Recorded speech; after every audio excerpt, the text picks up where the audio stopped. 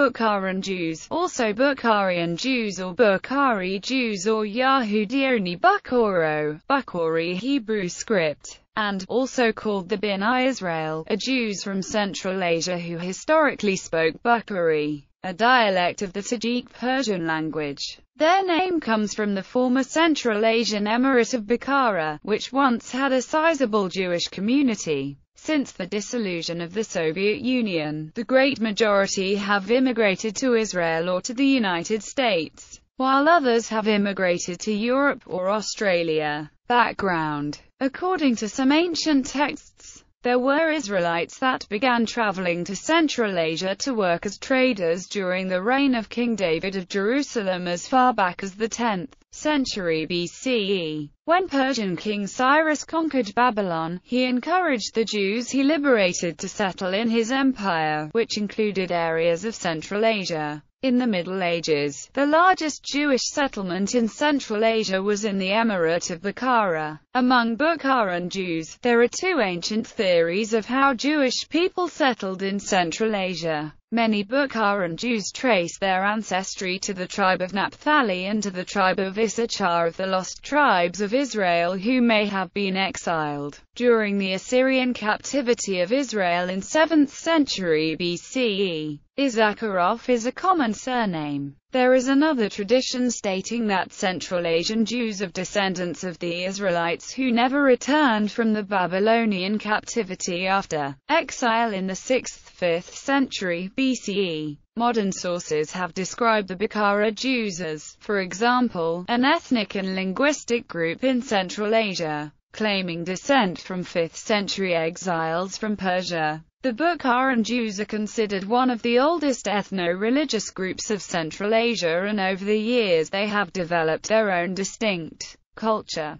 Throughout the years, Jews from other Eastern countries such as Iraq, Iran, Yemen, Syria, and Morocco migrated into Central Asia. Name and language. The term Bukharan was coined by European travelers who visited Central Asia around the 16th century. Since most of the Jewish community at the time lived under the Emirate of Bukhara, they came to be known as Bukharan Jews. The name by which the community called itself is Israel. The appellative Bukharian was adopted by Bukharan Jews who moved to English-speaking countries, in an anglicization of the Hebrew Bukhari. However, Bukharan was the term used historically by English writers, as it was for other aspects of Bukhara. Bukharan Jews used the Persian language to communicate among themselves and later developed Bukhari, a distinct dialect of the Tajik Persian language with certain linguistic traces of Hebrew.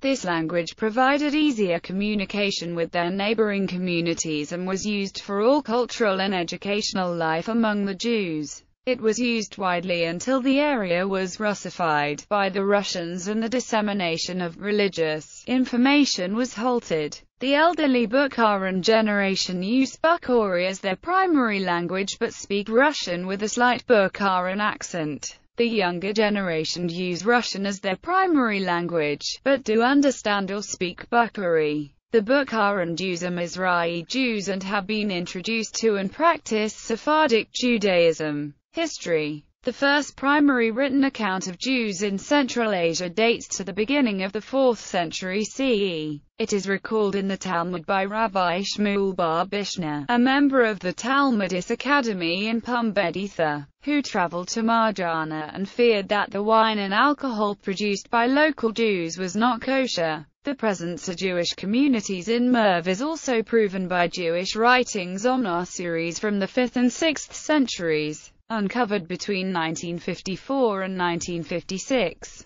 16th to 18th centuries. In the beginning of the 16th century, the area was invaded and occupied by nomadic Uzbek tribes who established strict observance of Islamic religion. Around 1620, the first synagogue had been constructed at Bukhara city. This was done in contravention of the law of Caliph Omar, who forbade the construction of new synagogues as well as forbade the destruction of those that existed in the pre-Islamic period. There was a case when Caliph Umar had ordered the destruction of a mosque, which was built illegally on Jewish land. Before the construction of the first synagogue, Jews had shared a place in a mosque with Muslims. This mosque was called the Megokiat Urin. Some say that Jews and Muslims worshipped alongside each other in the same place at the same time. Other sources insist that Jews worshipped after Muslims. The construction of the first Bukhara synagogue was credited to two people, Nodai Divan Begi, an important grandee, and an anonymous widow, who reportedly outwitted an official. During the 18th century, Bukharan Jews faced considerable discrimination and persecution. Jewish centers were closed down, the Muslims of the region usually forced conversion on the Jews, and the Bukharan Jewish population dramatically decreased to the point where they were almost extinct. Due to pressures to convert to Islam, persecution, and isolation from the rest of the Jewish world, the Jews of Bukhara began to lack knowledge and practice of their Jewish religion. By the middle of the 18th century, practically all Bukharan Jews lived in a Bukharan emirate. Rabbi Yosef Maimon in 1793. Rabbi Yosef Maimon, a Sephardic Jew from Tetuan, Morocco and prominent Kabbalist in Safed, traveled to Bukhara and found the local Jews in a very bad state. He decided to settle there.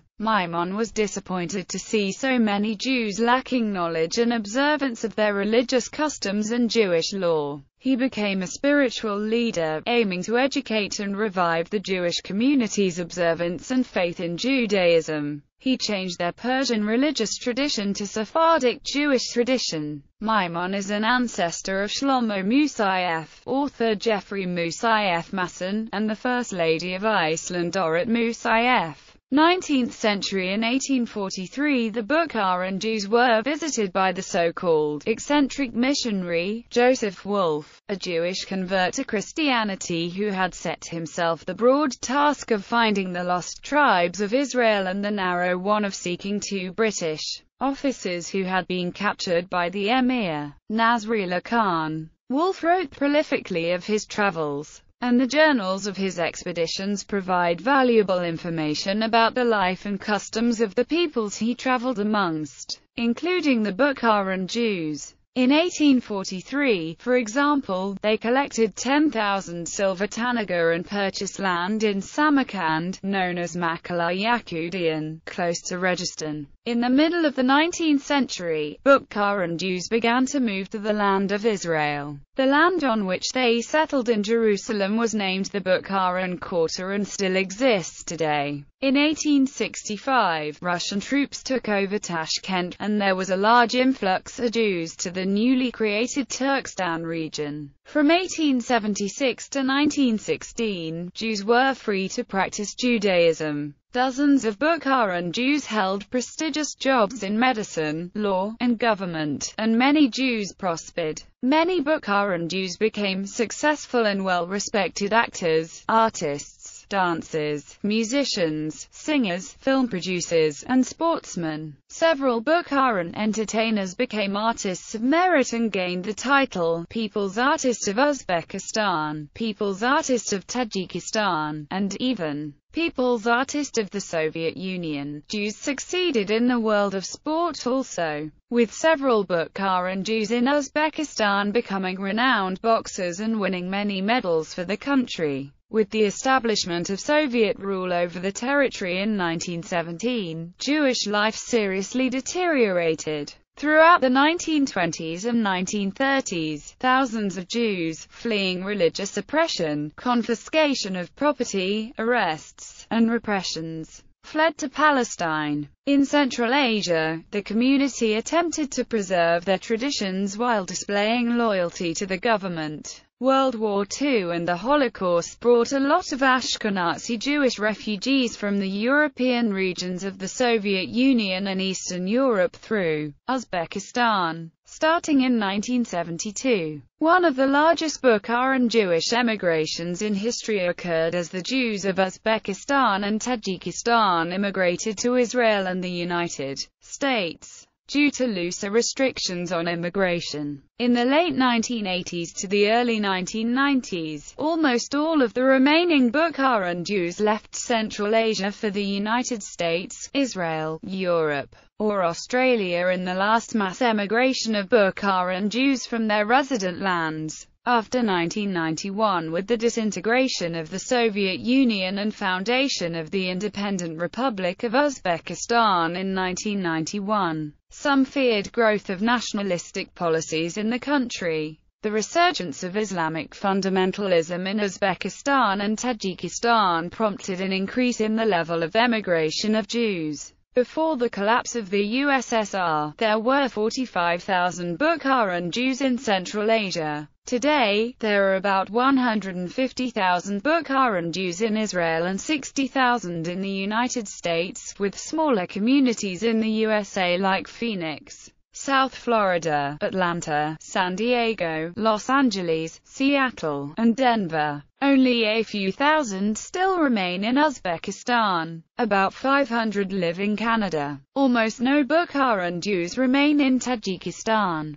Immigrant populations. Tajikistan. In early 2006, the still active Dushanbe synagogue in Tajikistan as well as the city's mikveh, kosher butcher, and Jewish schools were demolished by the government to make room for the new Palace of Nation. After an international outcry, the government of Tajikistan announced a reversal of its decision and publicly claimed that it would permit the synagogue to be rebuilt on its current site. However, in mid-2008, the government of Tajikistan destroyed the whole synagogue and started construction of the Palace of Nation. The Dushanbe synagogue was Tajikistan's only synagogue and the community were therefore left without a center or a place to pray. As a result, the majority of Bukharan Jews from Tajikistan living in Israel and the United States have very negative views towards the Tajik government and many have cut off all ties they had with the country. In 2009, the Tajik government re-established the synagogue in a different location for the small Jewish community. United States. Currently, Bukharan Jews are mostly concentrated in the U.S., in New York, Arizona, Atlanta, Denver, South Florida, Los Angeles, San Diego. New York City's 108th Street in the borough of Queens is often referred to as Bukharan Broadway, or Bukharian Broadway, in Forest Hills, Queens, is filled with Bukharan restaurants and gift shops. They have formed a tight-knit enclave in this area that was once primarily inhabited by Ashkenazi Jews. Congregation Tiferet Israel in Corona, Queens, a synagogue founded in the early 1900s by Ashkenazi Jews, became Bukharan in the 1990s. Kew Gardens, Queens, also has a very large population of Bukharan Jews. Author Janet Malcolm has taken an interest in Bukharan Jews in the U.S., writing at length about Jeffrey Moussaieff Masnan, in Iphigenia in Forest Hills, Anatomy of a Murder Trial, about the 2007 contract murder of Daniel Malikov organized by his ex-wife Mazoltov Barakova. In December 1999, the first Congress of the Bukharian Jews of the United States and Canada convened in Queens. In 2007, Bukharan American Jews initiated lobbying efforts on behalf of their community. Zoya Maksumova, president of the Bukharan Women's Organization, Esther Hamilke, said, "This event represents a huge leap forward for our community. Now, for the first time, Americans will know who we are." Senator Joseph Lieberman intoned, "God said to Abraham, 'You'll be an eternal people,' and now we see that the state of Israel lives, and this historic Bukharan community, which was cut off from the Jewish world for centuries in Central Asia and suffered oppression during the Soviet Union, is alive and well in America. God has kept his promise to the Jewish people." Culture. Dress codes. Bukharan Jews had their own dress code, similar to but also different from other cultures living in Central Asia. On weddings today, one can still observe the bride and the close relatives donning the traditional kaftan music. The Bukharan Jews have a distinct musical tradition, called shashmakam, which is an ensemble of stringed instruments, infused with Central Asian rhythms, and a considerable klezmer influence as well as Muslim melodies, and even Spanish chords. Shashamkam music reflect the mix of Hasidic vocals,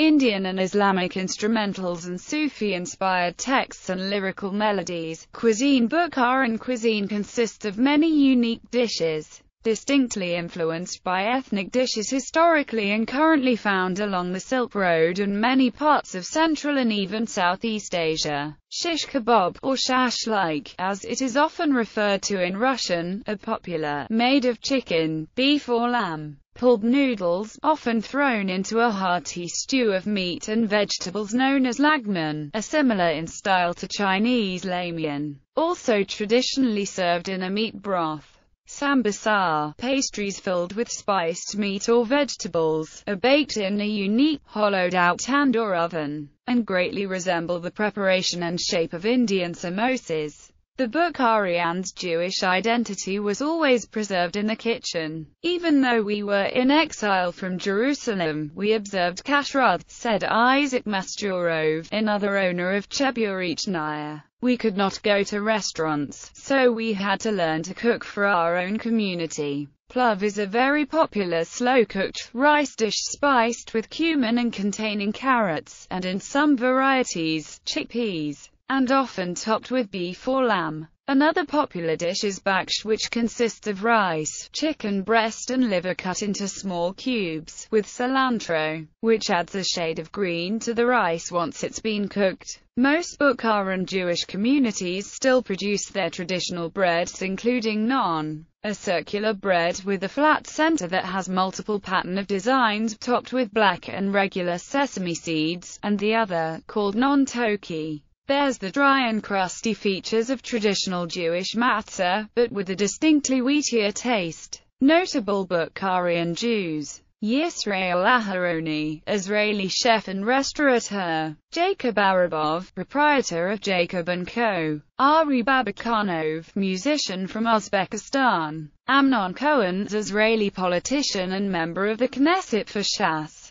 Rina Galibova, Soviet actress, people's artist of Tajikistan; Mikhail Gavrilov, journalist murdered in Tajikistan in 1998; Shimon Hakam, Bukharan Israeli rabbi, writer, one of the founders of the Bukharan Quarter; Robert Ilativ, Israeli politician and member of the Knesset for Yisrael Beiteinu; Bano Itzakova, vocalist, famous for her rendition of traditional Shashma'om songs in Tajik and Uzbek; Lev Leviv, billionaire businessman, investor, philanthropist, president of the World Congress of Bukharian Jews; Boris Kandov, president of the Bukharian Jewish Congress of the USA and Canada; Nalika Kalonterova, dancer, people's artist of Soviet Union; Fatima Queenova, Soviet singer, merited artist of the Soviet Union; Yosef Maimon, religious leader; Ilyas Malov, musician and poet from Uzbekistan, honored artist of Uzbekistan; Dorit Musayev,